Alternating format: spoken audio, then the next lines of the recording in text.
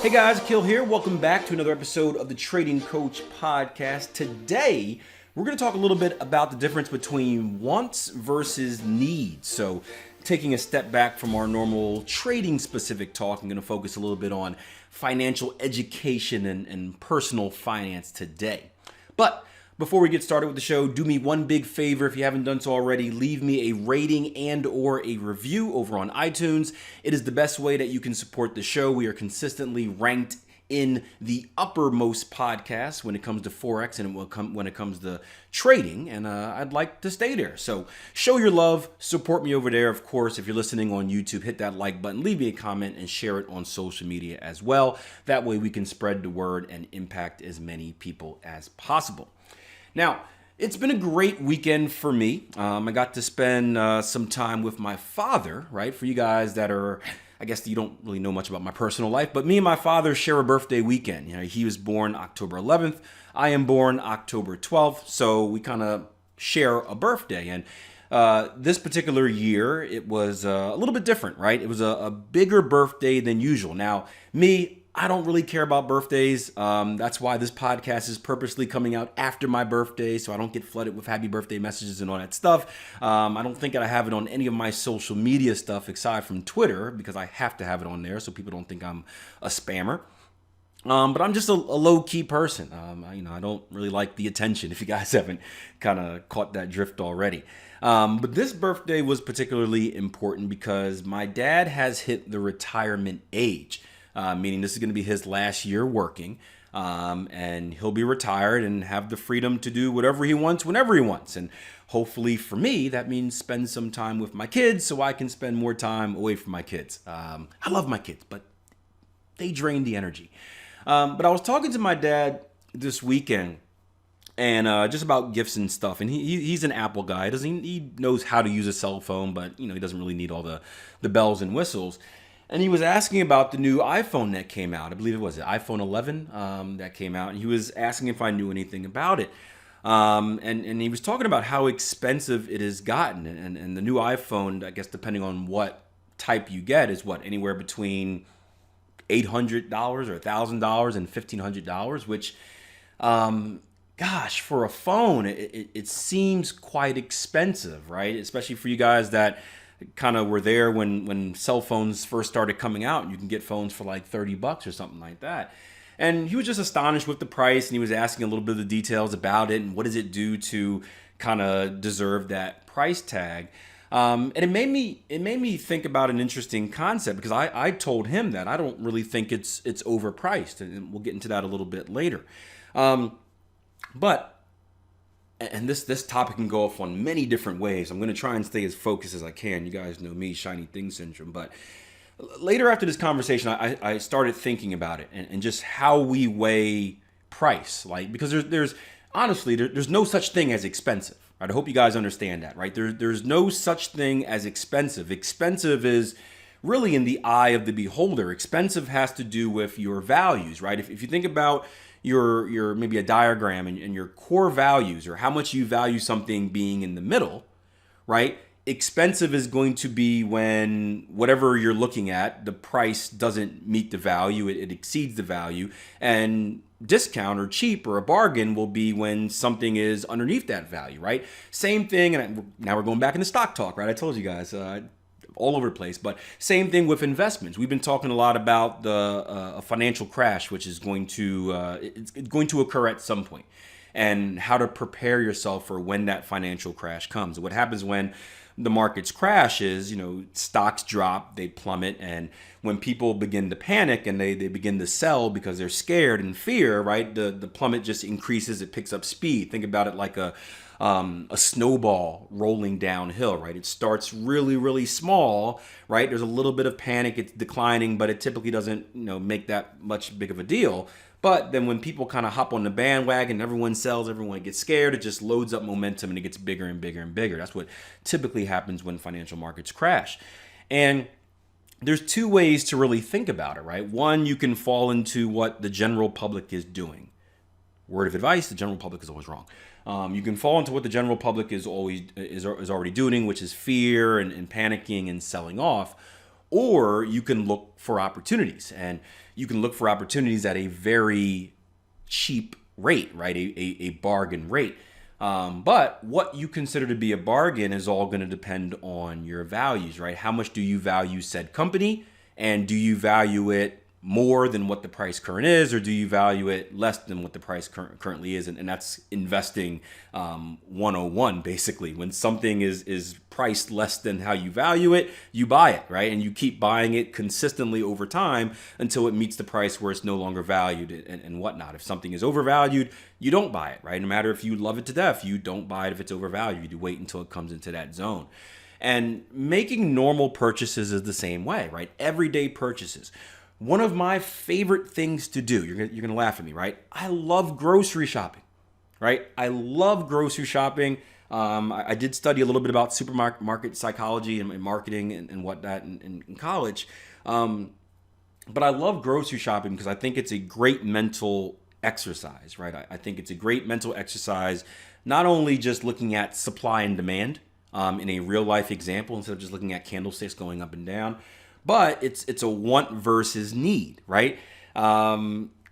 Here's a trick for you guys that do go grocery shopping, right? Never go grocery shopping hungry, right? Always eat a big meal before you go shopping. Why? Because the more hungry you are, right, your values start to shift, right? You start to see more things as a want than a need, right? Because you're hungry, your body is craving food. You look at everything, ooh, I want that. Ooh, I want that. Ooh, I want that. And you're more likely to buy it because it is a kind of an urgent need.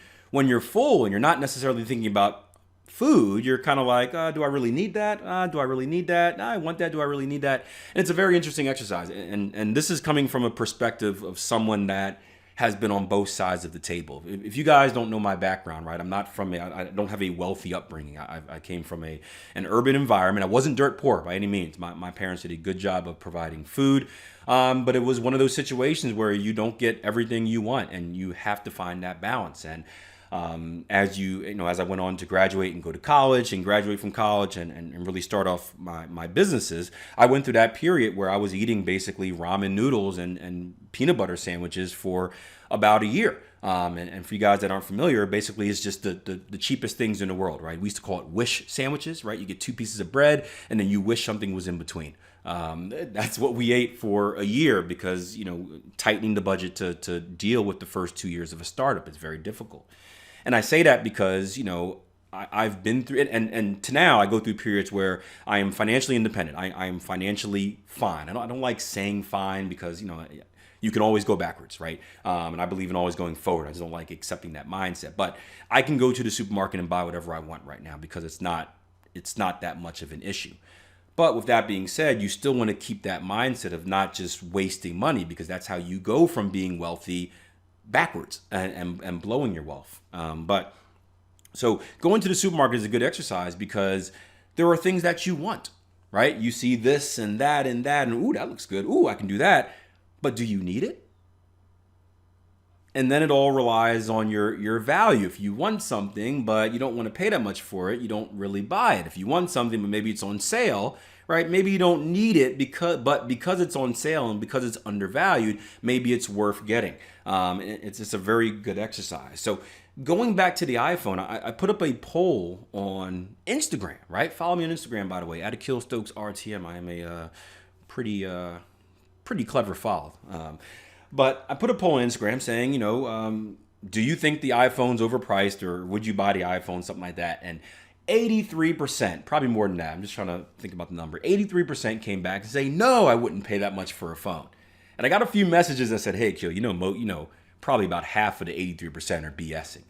And I would agree with that. Now, maybe I speak to a certain demographic. Maybe I have a group of followers that is more financially educated than others. But I would believe in the general public. Maybe you think something is overvalued, the general public, but they're going to get it anyway. And my question for you guys is, why do you think they would get it anyway? If something is overvalued, the iPhone, they say, this is way too expensive for a phone. Why do you think more than half those people will probably end up buying it anyway? What's the big thing going on these days? What is the most important thing to most people out there, the majority of people out there? It is their image. It is how they are perceived, right? Why is social media the highlight reel that it is? Because people want to be perceived in a certain light, right? Why do people go to Starbucks? Someone said the free internet connection. But why do people go to Starbucks, right? Because you're perceived a certain way when you have that Starbucks cup, right? You take two people, one Starbucks cup, one Dunkin' Donuts cup. Who do you take more seriously? Well, probably the Starbucks cup. They're more sophisticated, while Dunkin' Donuts cup is a more blue collar worker. I always give the examples of perceptions or in far as firsthand experiences, right? I spent a lot of money when I was opening my money management business. I spend a lot of money on clothing. Now I spend nothing on clothing, guys. You see me, I have like a black t-shirt. I have a bunch of black t-shirts. I've got some athletic pants, and that's about it. I spend zero on clothing because I just don't really care. It's not an important part of my life. I just like being comfortable. Jason Graystone's the same way, right? Black t-shirt and jeans. That's about it. But I spent a lot of money on suits, and I bought some watches, and I bought some collared button-down shirts. Why? Because when I'm going out there marketing myself, right, especially as a young black man, marketing myself, trying to get hundreds of thousands of dollars from people, do you think they're going to take me more seriously if I show up in a nice suit or a nice ironed shirt with a good watch, or if I show up in like a black t-shirt with some toothpaste stains on it and some, pajama pants, right? It's going to be the former. So I understand image is important, and I think a lot of people will get that iPhone just for the image. Now, not necessarily in the case of managing money. I think that's justified in doing something like that and presenting yourself, especially as a younger person and in a financial business where people are trusting you with their money. But in general, I think people are getting it just to be a part of the trend, just to say, ooh, I have this new iPhone. Now, the question is, right, is the cost of the iPhone, right? Do you value it? Do you value your image? Do you value how people perceive you enough to pay that? And that's not a question that I don't think any of us can answer. I can never tell anyone how much they value anything. That is something that I'm a firm believer in life. I will never judge what people spend their money on. You know why? It's their money. It's their decision. But you do have to be honest with yourself, and you have to ask yourself, okay, am I running up a credit card bill to get this iPhone? Am I going into debt to get this iPhone? I think Gary Vee said this before, where he talked about it doesn't matter what you spend your money on, as long as you don't complain about it when other aspects of your life are being affected. So like, if you're going to spend $1,500 on an iPhone, but you're short on your electric bill this month, you don't have the right to complain about, oh man, I can't even pay my electric bill, right? Because you made the decision to take that money and spend it on something else. So that's the payoff. And that's where, unfortunately, I don't think most people are financially responsible enough to handle that. I think people want the best of both worlds. They want to get the iPhone, and then they want to complain about not having money for this, right? I've spoken to many people here over my years of just working with not even just traders, but people in general, as far as just financially educating people and whatnot. And I've got people that complain all the time about they wish they can get a new apartment. They wish they can live in a different area of the city. They wish they can have a new house or a new car or this or that, or they can go out to eat or take their date to a better spot. And they're complaining about not having all this money and working and blah, blah, blah, blah, blah. Yet they're spending money. They're spending thousands of dollars on sneakers, thousands of dollars on jeans, right?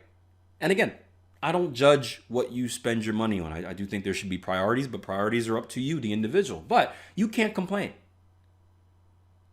You can't complain. If you make the choice to spend thousands of dollars on accessories, you can't complain about living where you're living. You can't complain about not being able to do this and do that, right? You got to take your medicine, right? We see that it's the same thing with entrepreneurship, just to go on a slightly different path, right? You got to know what you're getting into, right? Everyone wants to brag, oh, I'm an entrepreneur. I got this startup. I'm doing this. I'm doing that. But then they're complaining, oh, man, I got to work so many hours, this and that. I got to be at the business. The business is that's what comes with it. That's what comes with it. There are pros and cons to everything. You can't have the best of both worlds. But as far as valuing the iPhone, I actually don't think it's expensive for someone like me. Now, I'm not an iPhone person. I'm a Galaxy guy. But for me, I wouldn't mind spending $1,000 or $1,500 for a phone. Now, don't get me wrong. I wouldn't just go out there and get it. I'd have to do some deep thought. I'd have to make sure I really need it. But there are people that can use it the right way. And apparently, right, the thing about the iPhone, the new one, is that it has this triple camera that has this. My friend just got one, and she showed it to me. It's this really good camera. Let's put it like that way. And in these days, right, you can use your mobile device, or let's put it this way, the technology on your mobile device is essentially as good as what you're going to get with your normal camera, right? I used to record all my videos with, I went from webcam to better webcam, and I bought me a nice camera. It's a Canon, I think it's a Canon Rebel T5, right? Nice camera. I love photography. It's a passion of mine. I think that's what I'm going to do when things are all said and done. It's relaxing. It's artistic. It's cool, right? The camera cost me about, I think probably $600 at the time, $700 at the time, which is decent. That's pretty cheap for a quality camera. But I haven't recorded a video, and you guys know I do lots of videos. I haven't recorded a video with my Canon camera probably in about 4 years. Well, why is that? Well, what I noticed is, right, one day I broke the cord to my camera, right? So I couldn't easily upload it to my computer, and I was running out of time, and I decided to film it with my phone. And I found out that the quality of my phone was almost just as good as the camera. At least it was close enough, right? These days, and a lot of entrepreneurs out there are doing a lot of marketing. Visual marketing is the biggest form of marketing right now. Audio is getting there. I think audio is actually going to take place of that. But the short videos are still a very powerful marketing tool. The short video is much more effective than, say, a blog post or something like that. And in this day, a lot of marketing, the cool thing is like on-spot reality marketing, reality kind of communication where it's not planned. It's not necessarily you're in your office and everything is staged perfectly. It's kind of like, hey, I'm on the road, right? Jason Greystone was in, we just had the Trader for Cause event this weekend in Vegas. Unfortunately, I had to miss it because, again, we had plans with my father for our big birthday bash and whatnot. But there was a Trader for Cause event, which is a charity event out in Las Vegas that Mike Bellafiore invited us to. And Jason Greystone and Darren were able to go out there, which is pretty cool. And I'm watching him on Instagram, and he did this nice little rant just about gambling and professionalism and whatnot, all shot from his phone. I do all of my YouTube videos now shot from my phone. Jason Greystone records his podcast from his phone. That way he can do it on the road, wherever he's at. And for someone who's going to use it in that aspect as a tool in replacement of a camera, in replacement of this, replacement of that, something that's going to help their business, I certainly value it. I think it's worth the cost because it is a business expense. Now, even though it's a business expense, right, some of the trouble, I guess, is over justifying something, right? And this is from personal experience, like all of my stories are. One of the biggest problems that I faced when I started my business is that we talked about that scale of, values in the middle. If it's cheaper, buy it. Undervalued, if it's above, leave it alone, right? My values kind of shifted, right? My needs kind of shifted to my wants when I started the business. Because I would make up excuses, right? The business was the excuse. Well, I need this for the business. I got to do this for the business, or I can write it off on taxes, so it's okay for the business. And all of a sudden, things that were just wants, but not necessarily needs, started shifting over because I was justifying them. And when I first started trading and investing, I had no idea what the reality of trading looked like, right? I thought it was whatever you saw on TV. I thought it was Wolf of Wall Street. I thought it was I had to have nice suits. I rented out an office. I had subscriptions to about 4 or 5 magazines. I had 2 TVs. I had a special news feed and cable connection. I had the Wall Street Journal. I was a part of like 4 or 5 mastermind groups. I was a part of like 4 or 5 other like subscription newsletter groups online. I was spending about $2,000 a month on like stuff. Stuff that made me feel like a trader, that I justified to being a trader. And I was spending more money, right, than what I was actually making. So that's the part we got to be careful of. And I don't know if that's necessarily for the image. We talked earlier about perception. Maybe my own perception. Maybe that's what I felt I needed to do to feel like a trader. Or maybe I honestly just thought that's what we needed. I mean, I was using the stuff for most of it, but I don't know if it was providing me enough value to make up for the cost. So that's where we want to make sure we don't get into trouble at, right? We can't just, because we want something, we can't just call it a need. We actually have to sit back and see if it's going to be justified. So if we're going back to that iPhone example, right? Ask yourself, okay, well, how many videos do you produce? How many podcasts do you produce? How many live streams do you produce? Or if you don't do it yet, are you actually going to do it? Or are you just telling yourself that so you can buy the phone? And again, that's a question that I can't answer for you. That's got to be something from within. But the point of the podcast is, again, we have to measure those values. And I don't think we should automatically say something is too expensive. I don't think we should automatically say something is too cheap. It's all relative to how we value something. And how we value something should be that determining factor in whether we purchase it or not. So do me a favor, guys. Leave me a comment. Let me know what you think about this. You can hit me up on YouTube underneath this video. This is all the Trading Coach podcast I put on YouTube as well. Or you can shoot me a message on social media. I'm everywhere. I'm on Facebook, Instagram, Twitter. Just signed up for TikTok. It's kind of fun. So shoot me a message on there letting me know what you think. I think it's an interesting concept. I know it's something that I personally struggled with a lot when I first started. And it took me a while to really kind of cut the fat and trim down and get rid of those wants and focus more on my needs. I still have some wants, don't get me wrong. It's okay to treat yourself, and you should budget accordingly. But the main things should be all needs, something that you can actually not justify, but something that you actually value in comparison to the price. So let me know what you think. And of course, don't forget to leave me a rating and a review on iTunes. I'll see you guys in the next episode of the Trading Coach Podcast. Until then, plan your trade your plan. You guys have a great day.